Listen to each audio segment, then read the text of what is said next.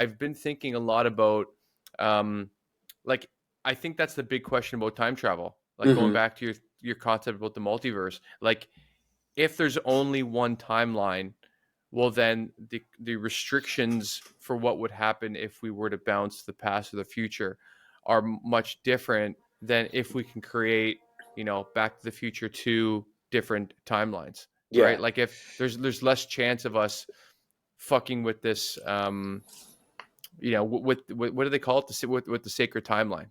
Hmm. Yeah. One thing that I really liked about the last episode, because I really thought about it as well, and it's that again, I'm going to get very optimistic and positive thinking about this, but from Avengers Endgame or Infinity War, we saw Loki get choked out by Thanos, but he died a hero Right. on some small level. On that timeline, he died a hero and kind of redeemed himself. Now, in this new timeline that we got to see, um, when he met Owen Wilson's character, and he eventually, this is a spoiler, but, became the new time god, I guess. Right. Um, I feel like that came about because he was treated better by the people around him. In the Avengers movies, he was seen as a threat and treated as such. But Right. Owen Wilson's character, even though there were sort of adversaries, he really treated him with respect and they got along. And notice what happened to a person who was treated a little slightly better than he had been. He doesn't just die a hero trying to stand up to Thanos. He becomes the new time god and saves everything. So it's like Right.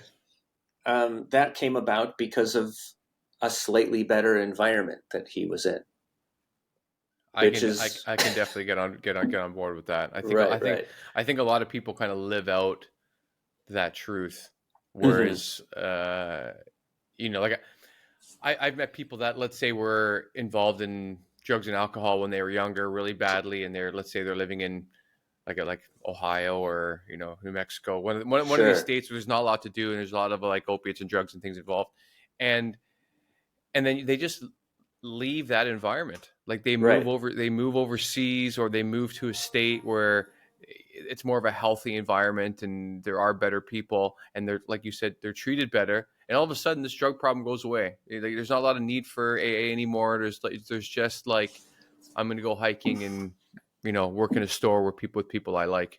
Right. And It's and sad and how it easy that happens. yeah, and it might sound like we're being a little too like we're making it sound a little too easy, you know, but Right. um but it also does get easier, so it's like Yeah.